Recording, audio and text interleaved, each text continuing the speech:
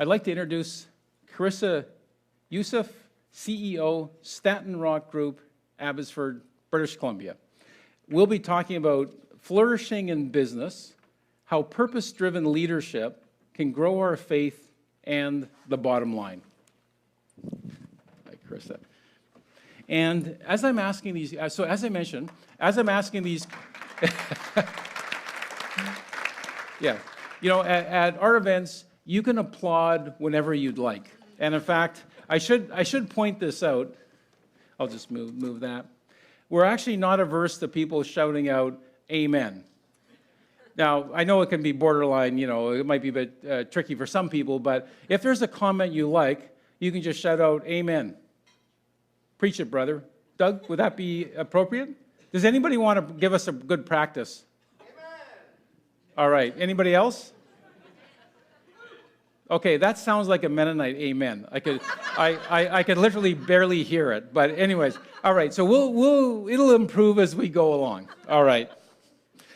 So as I mentioned, text the questions to me. The number will be up on the screen in no time, and I'll try to integrate those questions during my conversation with Carissa. All right. So first of all, just tell us a little bit about your background, you know, what you're doing right now, the role, name a company, what the company does, and your role in it. Okay. Thank you. I have the privilege of being the CEO of a group of companies under the name Stattonrock. We are in the residential construction industry. We have a custom home building company. We have a woodworking company, and we also have a manufacturing division called Simply Living, where we manufacture small homes, tiny homes, park models, manufactured homes. Our heart is to see Canadians experience a sustainable, affordable home ownership, and so we try to have a spectrum of services in the housing industry. So that sounds a little bit like a social work approach. Would you say, why wouldn't the company say, we want to do what's most profitable, determine what's most profitable, do more of that? Because some of the things you mentioned, this issue of affordability, is that something you should care about? It's a good question. Well, maybe I'll back up a little bit and tell you how I met Stattonrock, and it might make some more sense. I was in the international development industry for 14 years, and that's actually how I met the founders, Dan and Randy Dewick. They were charity partners with us, and our hearts connected over this idea of using the skills and the talents that God has given us to create money, to generate revenue, but to really find a way to add purpose to the product. And so that's really the heart behind it, is to say, I think that the private sector has to be involved. I think we need to be driving some of this conversation forward. So we just took it upon ourselves to say, hey, we're going to get started and we're going to try to make a difference one family at a time.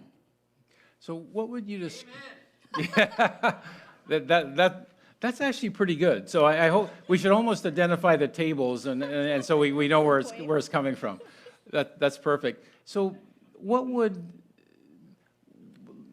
the values be behind that? Because, you know, when I hear Carissa talk about this, I would think a lot of people would say, well, that's great, but you're sort of getting a bit mixed up about the purpose of the business, because, you know, we all know Milton Friedman, the famous Nobel Prize-winning economist, who said in the early 70s, the only purpose of a business is to make money.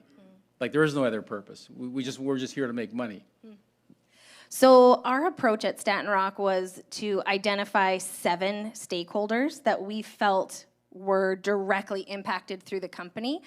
The traditional ones that you learn in business school, right? You got the owners or the shareholders, you've got your staff, you've got your clients, suppliers, vendors. The government has a stake in what we do, so we count them. And then we expanded it to include our local community and our global community. So we try to make all of the decisions around the purpose and direction and operating process of our company around all 7 stakeholders. We take that part really seriously. So when we make decisions, we are thinking about our local community and not check writing as much as we love to do that. That part's easy. It's building meaningful engagement in your neighborhood and then also overseas. We take that really seriously. And then what's been the response of people in the community or in the business community, like among your your competitors or peers? What do they think of this approach? I think they're curious if we make money. Which we do, and I'm really proud of that. Our team works really hard, and one of the reasons Dan and Randy invited me to join them, they're the founders of the company. It's their blood, sweat, and tears that have developed these companies, but when I met them in 2017, they were asking themselves the question, why are we working this hard? Quite exhausted, and I'm speaking a little bit, Randy's here with me today, speaking for her, but the invitation from them was, we feel we've taken the companies as far as we can go, as founders and as entrepreneurs. And we care so much about our team, we care about the potential impact of our products, so they invited me to come in and systemize and kind of grow the company to the point where it can scale. And so those 7 stakeholders are really important, and it helps us sort of set that target trajectory for the future. Mm-hmm. Well, I think one thing that'd be interesting to delve into a bit more is the setup and ownership of the company, because just to explain the relationship between the owners of the company who are still there, and they've brought, so in a sense, as a couple, it's a type of family business. But then you've been brought in as the CEO, but they're still there, and you're working there. So to a lot of people, that might sound a little complicated. It might sound a little complicated, but Randy's smiling, so I assume it's all good. But maybe just explain that. Yeah, I had a lot of people ask if I was crazy, and probably I am to a degree, but I care about them a whole lot and felt really privileged to say yes to the opportunity. The idea behind bringing in a CEO, my role, is to build up general managers for each company so that Dan and Randy, who've been doing everything for 15 years, can really step aside and follow God's continued calling on their life, likely to start more businesses, because once an entrepreneur, always an entrepreneur. And so it was my privilege to come in and help walk alongside, identify talent within the team or hire to come in and help lead these companies. They need to be sustainable before they can be scalable, right? So that's what we've been really working on, and it's been a lot of fun. All right, I just have a question here. How do potential first-time home buyers get started? So this is a really interesting issue, and it's interesting who needs to take responsibility for it and even address it. So this notion that in a city like Vancouver, there's people in this generation who would assume they will never be able to afford a home. Yeah. And then we could say, well, whose problem is that? Would we say, well, that's the government's problem to sort out? But what you're talking about is, as a company in the development business, maybe we can do something. So maybe just talk about, what are you doing, like why it's of concern to you and what you're suggesting can be done about it. Absolutely. So there's a degree of limitation on our ability to impact the housing crisis, but we can help address the housing solution. Access to land is something I can't help with, but what we can help identify is what areas are supporting secondary or multi-dwelling units on property. And to be able to help identify that, there's a bit of a worldview that goes with that in the sense of caring for your neighbor. If you have property or if you live in a municipality and you have influence or advocacy, then it's, I believe, our responsibility as believers to engage in that narrative and be able to help people have access to land. Where we come in is that we have a whole small home division where you can actually have home ownership and potentially move that home again in the future if needed. So we have to work together. I think it's a bit of an abundance perspective. What assets do we have available as believers? Do we have land? Then let's consider a secondary dwelling unit on there so that you can love your neighbor by giving them a place to put a home. And if you have access to advocacy, then start talking. We got to get a little bit louder. We've got to give people access to homes. One of the things I'm really proud about on the product side is just the fact that we can take the building science that we've developed over 15 years from the custom home side of the company and put that into a smaller footprint. A lot of people will live in units or dwellings that aren't meant to be lived in 365. And we can take that same building science and just put it into a smaller footprint. Gosh, that provides dignity for people. Mm-hmm. Well, it sounds like part of what Chris is describing is this notion of a social venture. So sometimes we talk about it, at business schools, this idea of not to look at things in a binary fashion. So it's either this or that, but instead, is there some middle way of doing it? So in the past, people would think about there's companies that make money, and then there's nonprofits that pursue social concerns. But what you're talking about is really a form of social venture where you're still making money and have to survive, but you're pursuing ends that aren't just money oriented. Yeah. One of the things that it's, another challenge that it's created is that if we're going to focus on a product and a purpose for good, we also then have a much higher accountability, in my opinion, to also treat our team really, really well.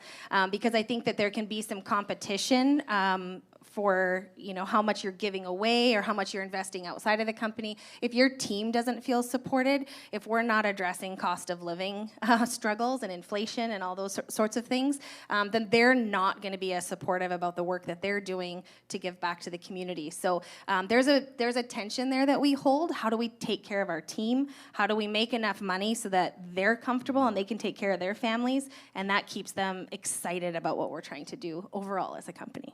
So there's some interesting questions here about engagement with stakeholders.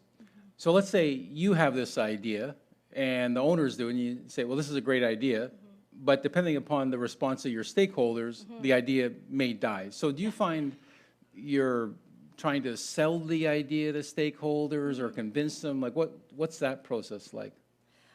Okay, yeah, that's a good question. My experience has been one where people are really excited to bring their talent internally. So thinking about the owners and our staff, some of our vendors and suppliers as well. It does bring that sense of purpose and meaning into a really tangible and practical application. It's not just this, we're giving money away at the end of the year, so thank you for your hard work. You were a part of this. They get to actually kind of touch, see, feel what it is that they're contributing to. Externally, one of the things that we're really committed to is a collective of businesses that have come together. We call ourselves Comunidad, which is community in Spanish. So there's several of us within the same construction field, and we meet once a month together to learn together and encourage each other. We are all faith-based leaders, and it can be really hard. It can be lonely to lead companies, as I'm sure all of you know, and especially when you feel so committed to doing really good work.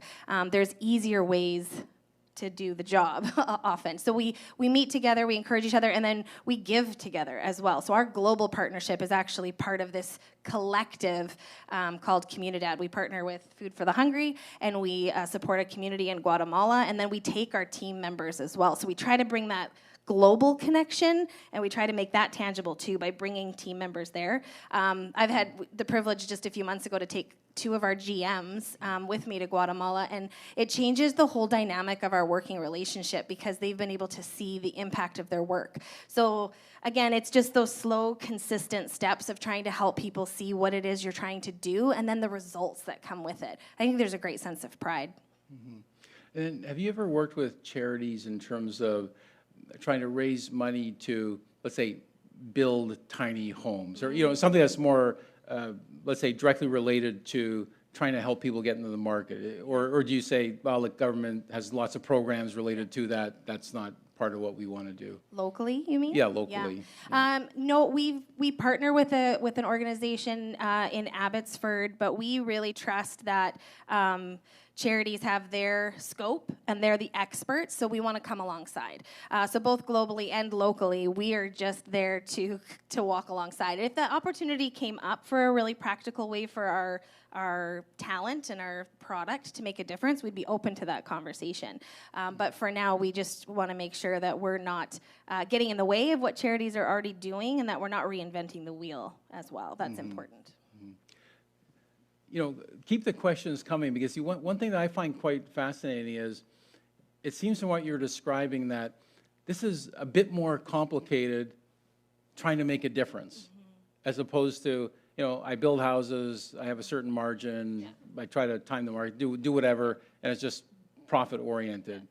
But do you ever feel this is a bit of a complicated thing? This takes a bit of effort. And then what's the driver saying that, no, this is important, we're pushing through to lead in this area? Yes, to all of that. I think because we have the 3 separate companies, we get some of our lift with seeing some of the success in the traditional sense from the custom home build side and the woodworking side, and the lift from those businesses encourages us to keep going, because I think it shows us that we know what we're doing. We have to trust ourselves a little bit. We also see it as a bit of a startup where it's going to take a while. We're in it for the long game. And I think it's really important that at least your core leadership team, I feel really grateful because Dan and Randy as the owners are still involved. I think if I was doing it on my own, I would burn out. It would be too hard. But we have each other as a source of encouragement, and we just keep the reality of the end user in mind all the time. I was born in a trailer park when I was young, and I think there's a great dignity in the kind of community that environment holds for people, but we have a stereotype on it, right? And so those small homes can create an incredible sense of community. I have some connections to Merritt, and when the floods went through, it was a lot of those communities that were grossly disrupted. So to be able to help those kinds of families resettle into good, healthy homes is just really important to me. And I think that keeping that end user in mind and then not going it alone is really important. Yeah, no, that's a great response. So, your reference to, how the circumstances in which you grew up, talk a bit about your personal calling and then how your calling interacts or it relates to your business activities. Oh, calling is a whole Q&A session all by itself, isn't it? But I feel really privileged to have had a lot of mentors along the way that encouraged me to really delve into how God wired me and who he made me to be, rather than just focus on what I wanted to do when I grew up. I also had no idea what I wanted to do when I grew up, so that was helpful at the same time. I had a personal experience that was really transformational. When I was a teenager, my dad was diagnosed with leukemia, and he ended up passing away when I was 16, but his final blessing to me really became, I repositioned it to become my calling. So he gave me this blessing. He said, Carissa, you need to follow Jesus's heart, express your heart, and build your life on people.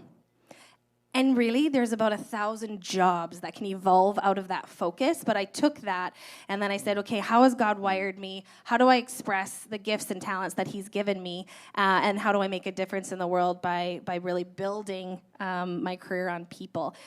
So I don't know what all the different phases of that will look like, but that's been instrumental. And then another sponsor plug, I did my MBA at Trinity Western, and it was a profound experience. Having that holistic perspective on how to make an impact through business was fantastic, and they're not paying me to say that.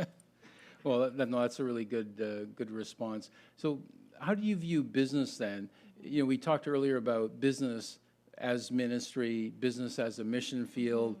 So let's say, and one of the questions ties into how do employees react to this? So in a lot of companies, the employees may think, well, that's great for the owners or the leaders, and I'm here doing my job, so I'm not really that invested in the big picture mission vision.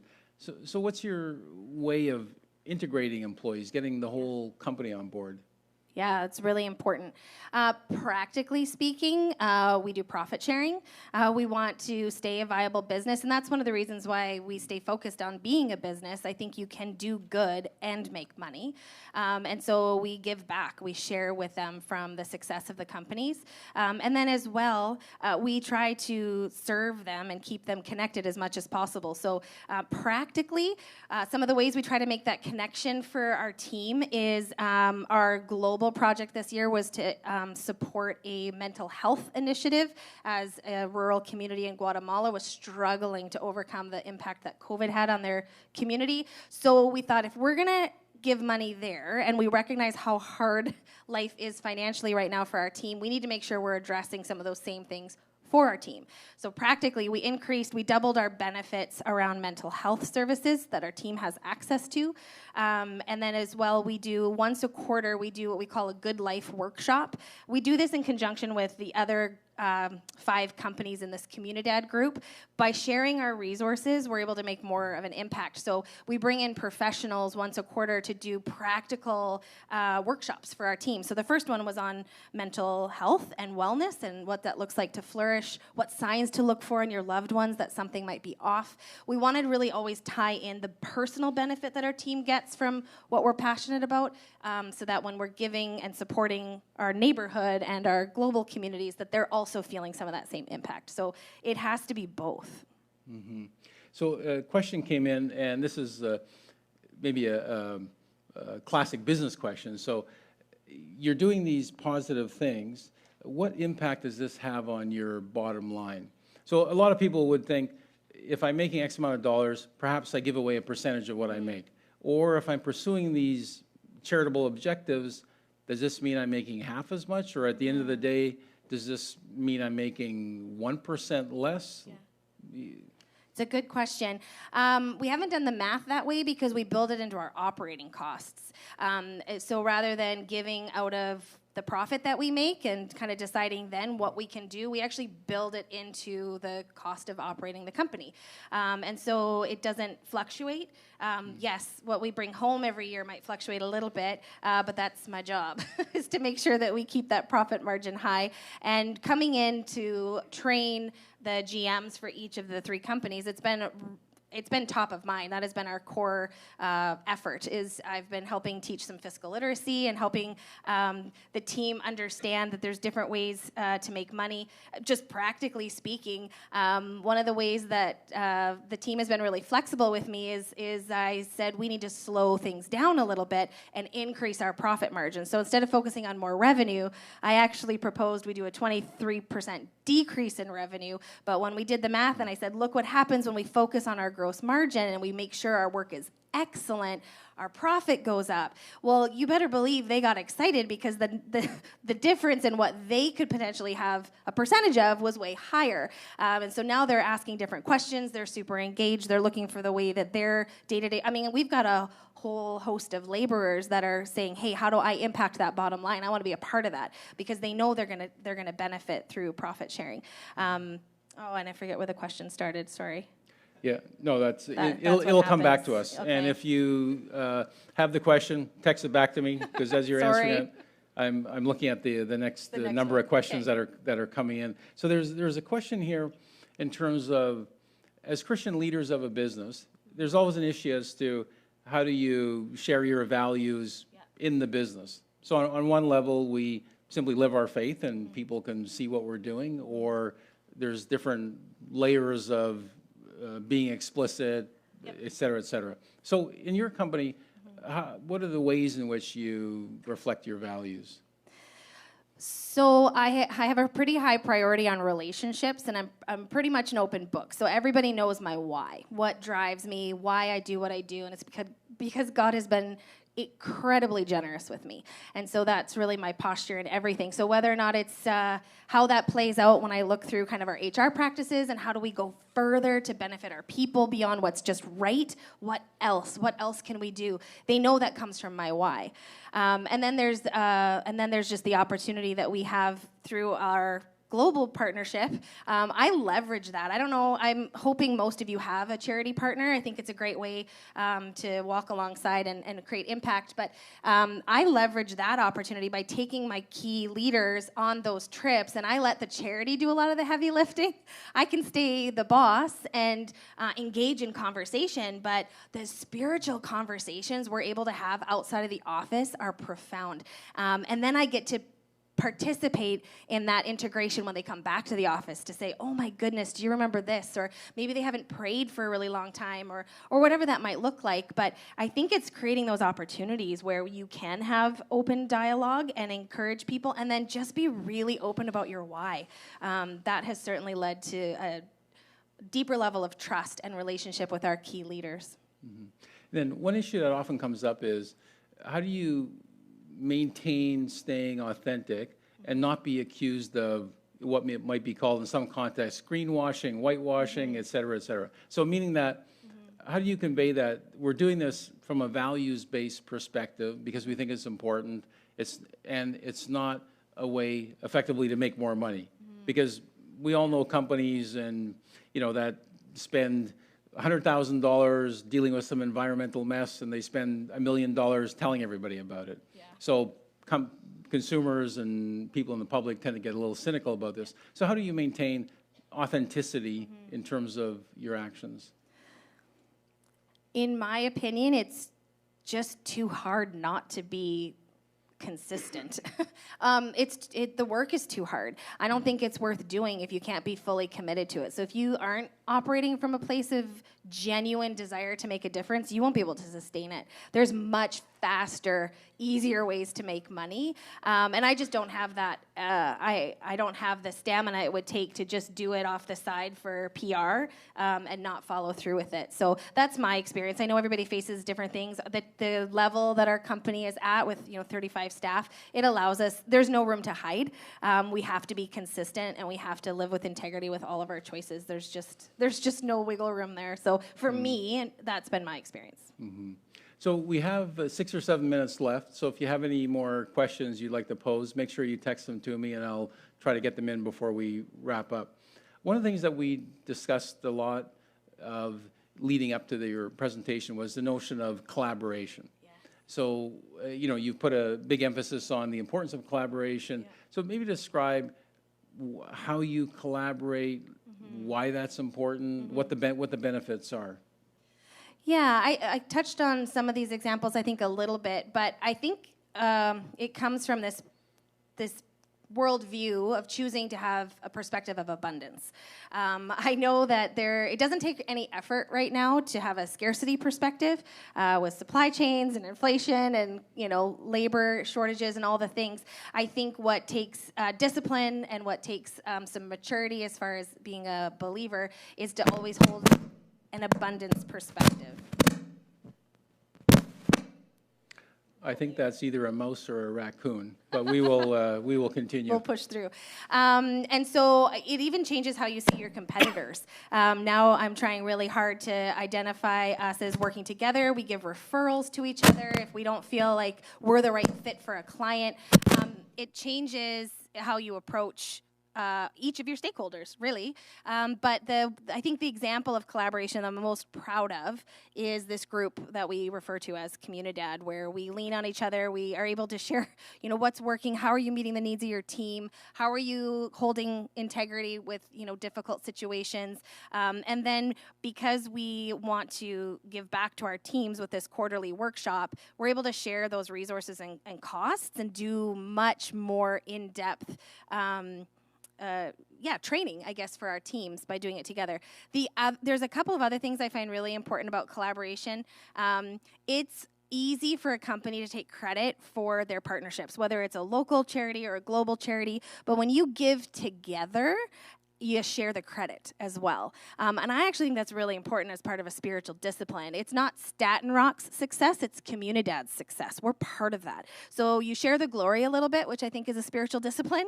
That's also a piece of integrity where it's not just PR. They may not be able to identify right away Stattonrock's part in that giving. So our logo on all of our projects is Comunidad. It's not one of these 6 individual companies. And then alternatively, when you have a hard year and one company's not doing as well, we're still able to make our commitments collectively. We put our resources together, our networks together, we fundraise together. So now you've got 6 companies bandwidth rather than 1. So like this year, we have one of our members who's had a really challenging year. He can't make his individual contribution, and that's okay. That's why we do it together. Yeah, no, that's great. So a question came in. This is something that could be asked of all business leaders. The issue of work-life balance. And sometimes people say, well, there is no real balance. There's different ways to handle that question. But maybe just talk about what some of the priorities are in your life, how you balance them. Obviously, we all know it's not an easy thing to make a company succeed. It's usually not a 9 to 5, Monday to Friday. Yeah. So maybe just talk about, are there spiritual disciplines or things that are important to you that you find are helpful to maintain a balance? Yeah, I'm probably on the I would be on the party that doesn't believe there's balance, but it's a tension that you hold really carefully. And for that, you need accountability. So one of the measures I have in place is I have my own personal advisory council, just a bunch of people that have known me for a really long time that hold me accountable. So they check in with me. One of the questions they ask is, what are you reading these days? Because if I'm not reading, it probably means I'm not balanced. I've got 2 beautiful girls. They're 10 and 12. They also hold me accountable. I've got some pretty good benchmarks in place. I start early.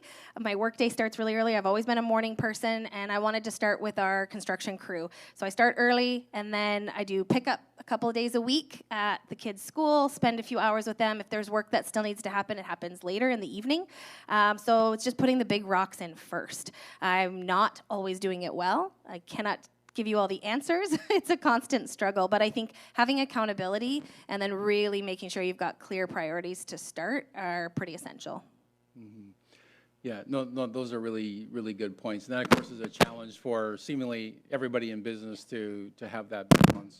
So we're down to the last, can you still hear me on my mic? You're cutting in and out a little bit. Oh, okay. Yeah, I'm not sure why. We have our ace man working on it at the back there.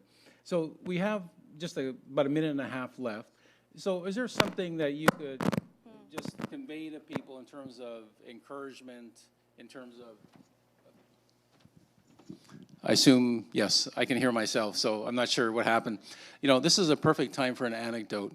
You know, when you do 75 events, basically over time, everything that can go wrong does go wrong at some point. So this is the first time this has ever happened. But it reminds me of a very interesting story. We always do the prep before speakers come up.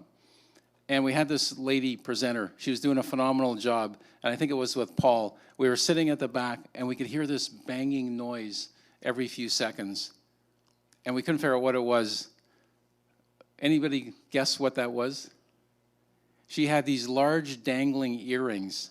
And every time she walked, these earrings were swinging like chandeliers and hitting the headset.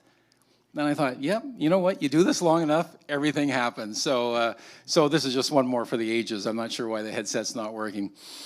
So final comment from yourself. So in terms of what you've shared, it's quite a unique story. I think a lot for people to think about. There's been an awful lot of questions that have come in. Is there anything that you'd want to share with people in terms of encouraging a room full of business people to say, hey, here's what I'm doing, a few things I've learned, maybe an encouragement to people out here? I would just end by saying I'm more convinced than ever that business leaders have a remarkable opportunity to make impact across our communities, across Canada and around the world. So don't stop. Keep doing what you've been called to do. Use your talents and your abilities. And also, I would just say don't do it alone. If you don't have a group that you can do business together with or come alongside each other, then find that crew that can support you. Because I think any good endeavor is a lot of work. But I think when we share our why, it becomes a little bit lighter. Great. Oh, great. Even an amen. Thank you. All right. Can we thank Carissa?